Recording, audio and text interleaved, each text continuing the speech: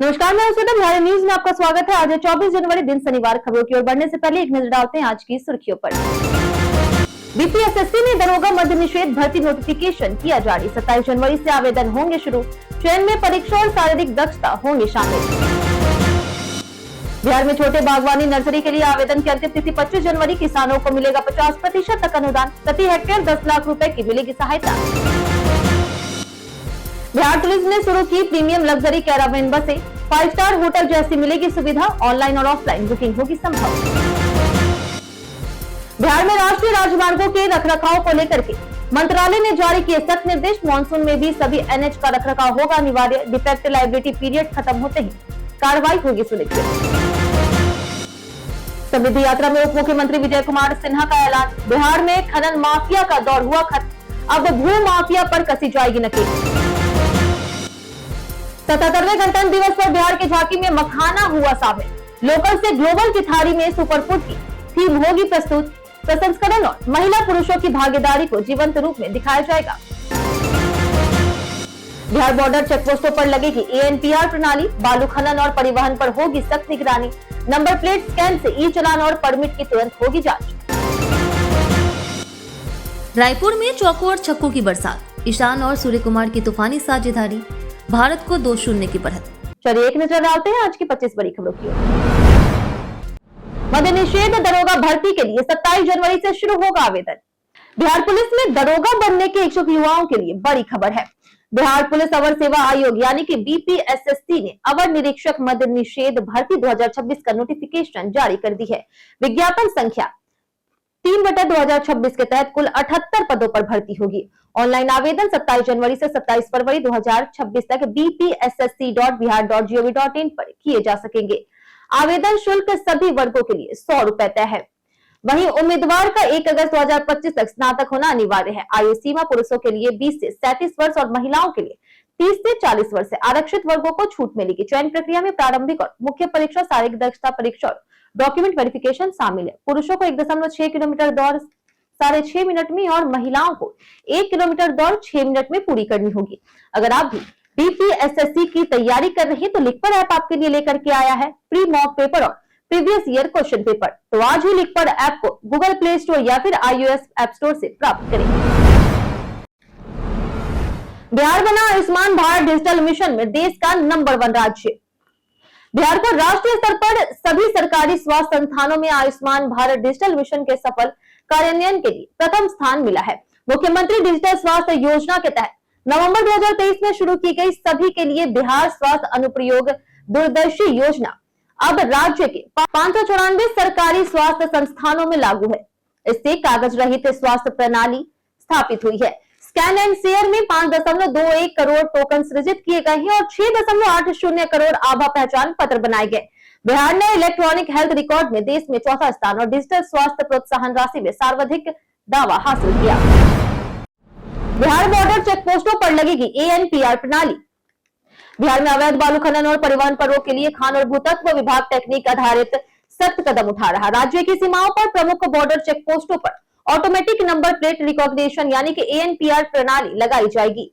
इसके जरिए बालू लदे वाहनों की नंबर प्लेट स्कैन कर ई चालान, परमिट और मार्ग की तुरंत जांच होगी। अवैध या फिर अनियमित परिवहन पर तत्काल अलर्ट और कार्रवाई संभव होगी। इसके साथ ही जीपीएस ट्रैकिंग, सीसीटीवी, ड्रोन और उपग्रह निगरानी भी बढ़ाई जा रही। इससे राजस्व संरक्षण, पारदर्शिता, पर्यावरण सुरक्षा को मजबूती मिलेगी।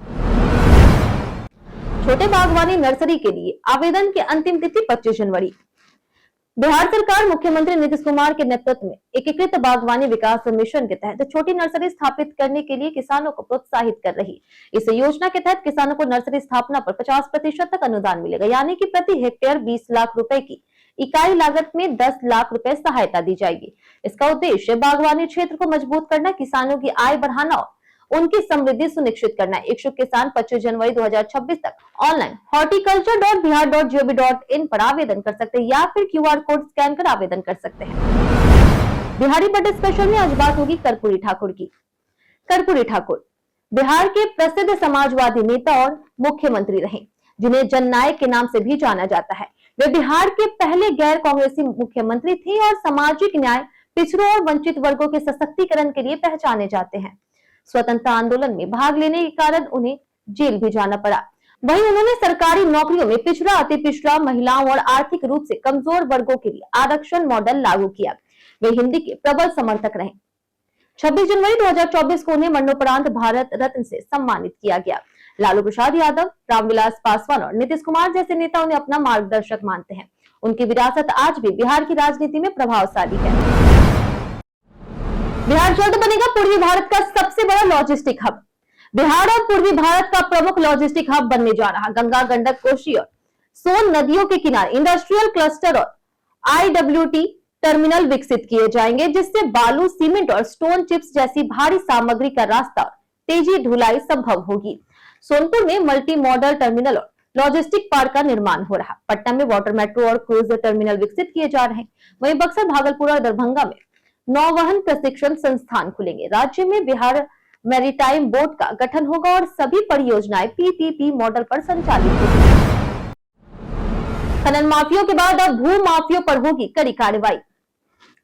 मुख्यमंत्री नीतीश कुमार की समृद्धि यात्रा के तहत मुजफ्फरपुर में उप मुख्यमंत्री विजय कुमार सिन्हा ने कहा कि राज्य में खनन माफिया का भौकाल खत्म हो चुका है और अब भू माफिया की बारी है, जिसे जल्द ही समाप्त किया जाएगा।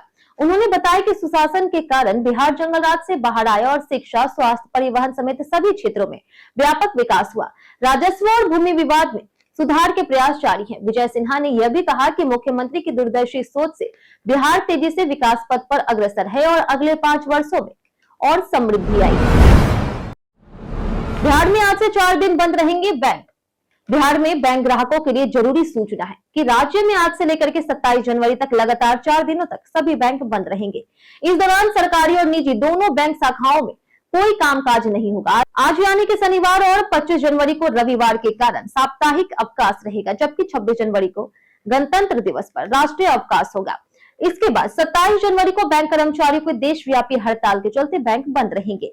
हड़ताल बैंक यूनियनों की जांच दिवसीय कार्य सप्ताह समेत अन्य मार्गों को लेकर के की जा रही है। बिहार में शुरू हुई प्रीमियम लग्जरी कैरावेन बसों की सुविधा। बिहार टूरिज्म ने प्रीमियम ट्रेवल अनुभव के लिए 2 अत्याधुनिक लग्जरी कैरावेन बसें शुरू की है, जिनका शुभारंभ पर्यटन मंत्री अरुण शंकर प्रसाद ने किया। ये बसें 5 स्टार होटल जैसी सुविधाओं से लैस है, जिनमें bedroom, bathroom, kitchen, air conditioning, 24 घंटे वाईफाई, 6 CCTV कैमरे, ऑटोमेटेड सीट, स्लीपर बर्थ और स्मार्ट टीवी शामिल है। बसों का किराया 75 रुपए प्रति किलोमीटर है और बुकिंग ऑनलाइन और ऑफलाइन दोनों माध्यम से की जा सकती है। यह पहल बिहार में पर्यटन को नए आयाम देने और सुरक्षित आरामदायक यात्रा सुनिश्चित करने के उद्देश्य से है। बिहार में NH रखरखाव को लेकर के मंत्रालय ने जारी किए सख्त निर्देश। बिहार में राष्ट्रीय राजमार्गों यानी कि NH के रखरखाव को लेकर के सख्त निर्देश जारी किए गए। सड़क परिवहन और राजमार्ग मंत्रालय ने कहा कि मानसून के समय NH का कोई भी हिस्सा बिना रखरखाव के नहीं रहना चाहिए। 2025-26 के एक्शन प्लान के तहत बिहार में 2 श्रेणियों में 162 किलोमीटर और 118 किलोमीटर NH का रखरखाव होगा। सभी NH की वर्तमान स्थिति की रिपोर्ट के आधार पर राशि आवंटित की जाएगी। नई व्यवस्था के तहत कम से कम 50 किलोमीटर के कॉरिडोर पर काम किया जाएगा और डिफेक्ट लायबिलिटी पीरियड समाप्त होते ही रखरखाव की योजना तुरंत शुरू होगी।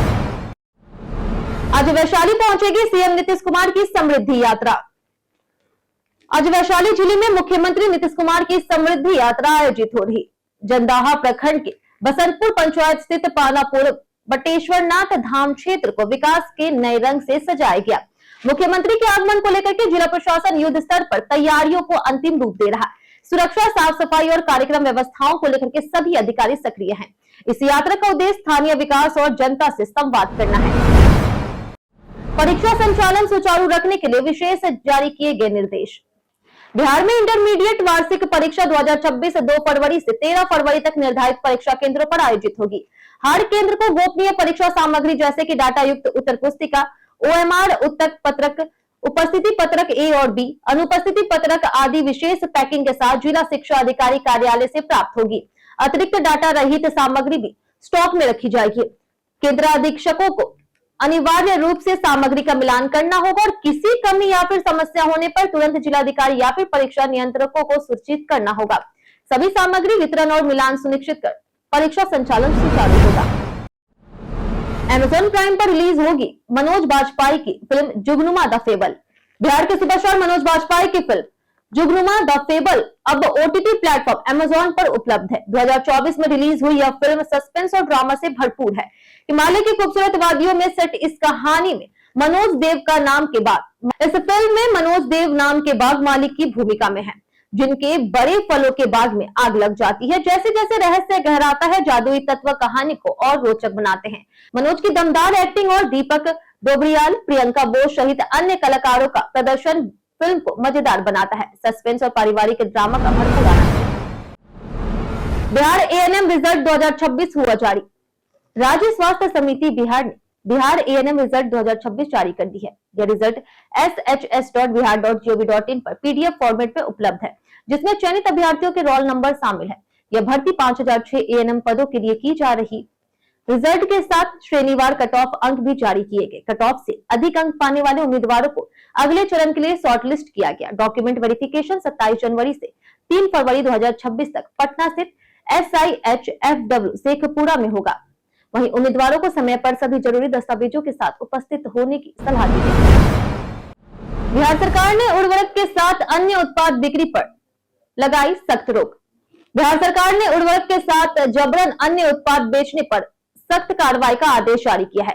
कृषि विभाग के निर्देश के अनुसार खुदरा दुकानदारों और उर्वरक कंपनियों दोनों पर निगरानी होगी। यदि किसी स्तर पर कोताही या फिर अनियमितता पाई गई तो उर्वरक नियंत्रण आदेश 1985 और आवश्यक वस्तु अधिनियम 1955 के तहत कार्रवाई होगी। किसानों से मिली शिकायतों के बाद यह नियम लागू किया गया ताकि उन्हें सही कीमत पर उर्वरक मिल सके।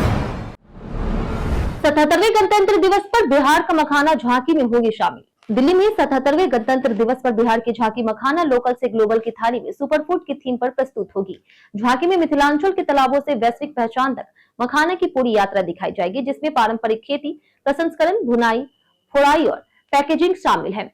झांकी में महिला और पुरुषों की भागीदारी, स्थानीय श्रम और पारंपरिक कौशल को जीवंत रूप में दर्शाया जाएगा।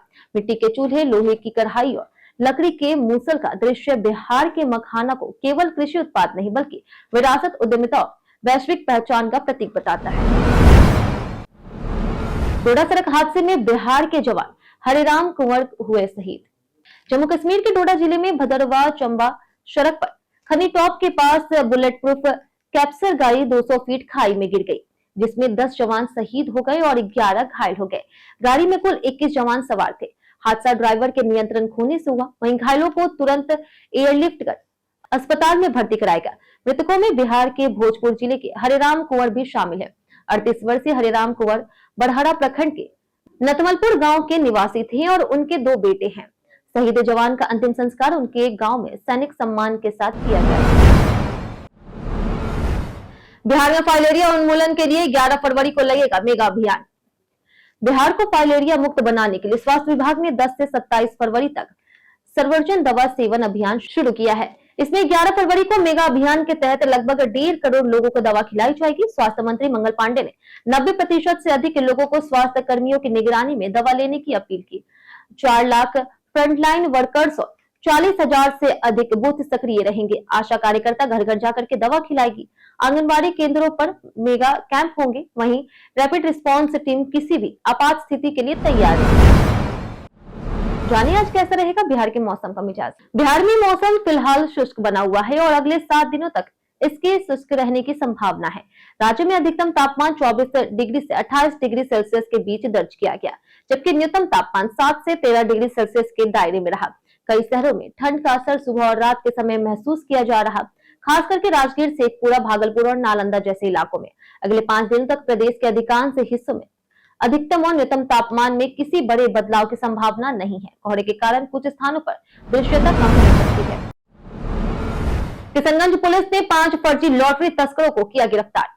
किशनगंज पुलिस ने शहर में सक्रिय अंतरराज्यीय जाली लॉटरी सिंडिकेट के खिलाफ बड़ी कार्रवाई की।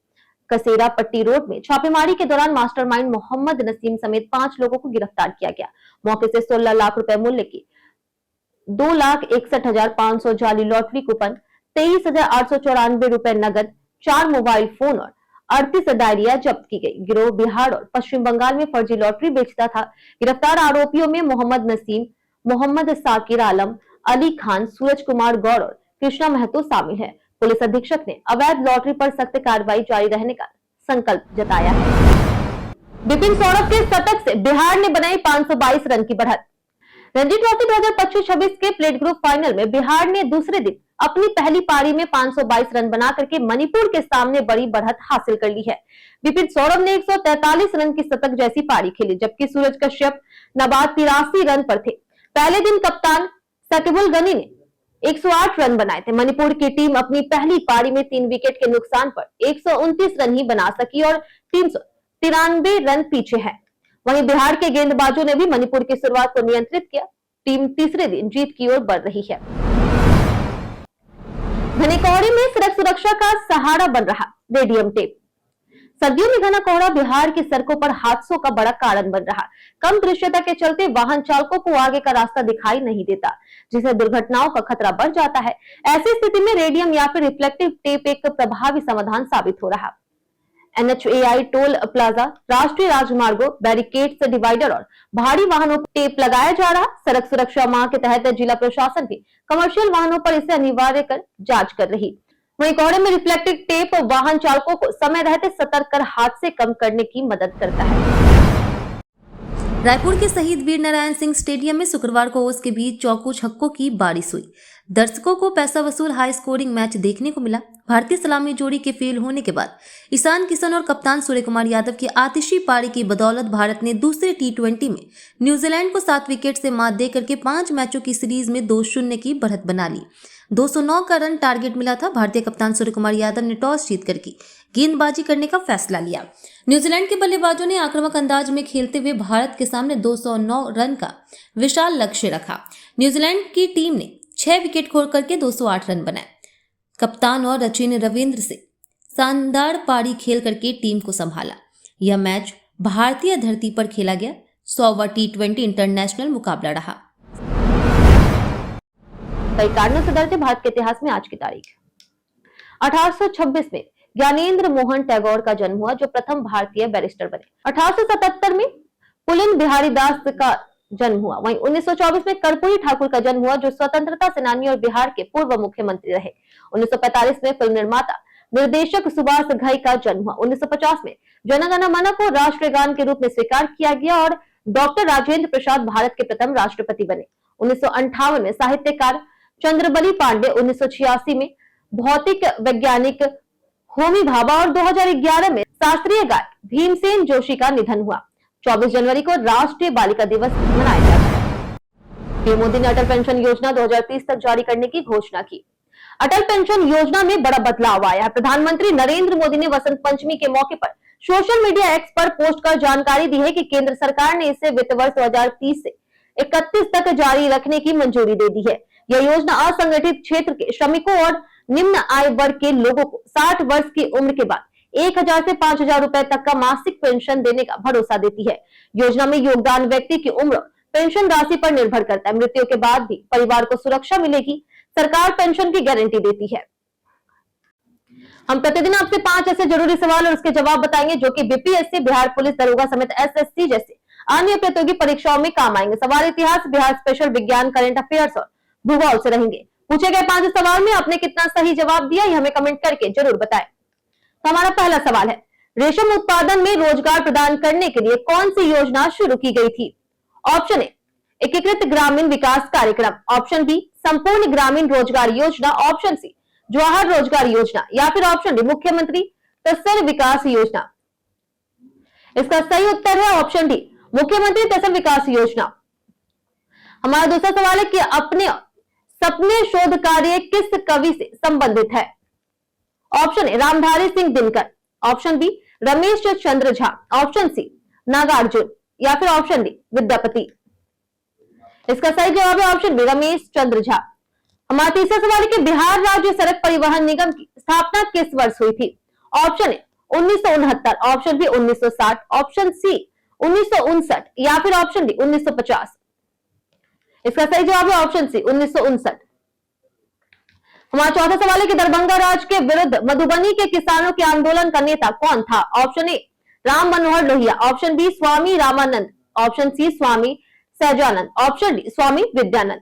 इसका सही जवाब है ऑप्शन डी, स्वामी विद्यानंद। हमारा आखिरी सवाल है, बिहार के किस जिले में फलों का उत्पादन सबसे अधिक होता है? ऑप्शन ए है वैशाली। ऑप्शन बी है Gaya ji. Option C, Muzaffarpur. Option D, Patna. इसका सही जवाब है ऑप्शन सी, मुजफ्फरपुर। बीते दिन हमारे द्वारा पूछे गए सवाल का जवाब आप लोगों में से बहुत लोगों ने हमारे कमेंट बॉक्स सेक्शन में लिख कर दिया है। जिन्होंने हमारे द्वारा पूछे गए सवाल का जवाब दिया उनके नाम है अनवर करीम खान, विकास तिवारी, विजय घायल, रंजय तिवारी, कृष्णा प्रसाद, अंशु कुमारी, सूरज राय, सन्नी यादव, गुड्डू कुमार, ब्रजमोहन, नरेंद्र कुमार, मुरली पासवान, राजेश मांझी, पंकज राज, रामलाल सोरेन, राम बाबू दास, कुश कुमार, लक्ष्मी मेहता, शिव शक्ति, मणिकांत कुमार, रीना कुमारी, चंदन कुमार, पंचनंद सिंह, मनीष कुमार, अतीक खान, विजेंद्र सिंह, ओम प्रकाश, गायत्री कुमारी, परमेश्वर दास, हिरन देवी, संजीव कुमार, पुरुषोत्तम कुमार, अमरजीत कुमार, राजेश मांझी, रंजू देवी, छोटी रजक, उमेश कुमार, सन्नी रानी, अर्जुन राम, अशोक कुमार, राजीव कुमार और सुमन कुमार। इसी के साथ बढ़ते हैं आज के सवाल की ओर। आज का सवाल है, आपके हिसाब से अगले 5 साल में राज्य में सबसे ज्यादा सुधार किस क्षेत्र में चाहिए? आप अपना जवाब हमें हमारे कमेंट सेक्शन में लिखकर जरूर बताएं। आज के लिए इतना ही। बिहार की तमाम खबरों के साथ बने रहने के लिए देखते रहे बिहारी न्यूज, और साथ ही अगर यूट्यूब चैनल पर देख रहे हैं चैनल को सब्सक्राइब कर दे, और आप फेसबुक पेज पर देख रहे हैं तो लाइक और फॉलो जरूर करें।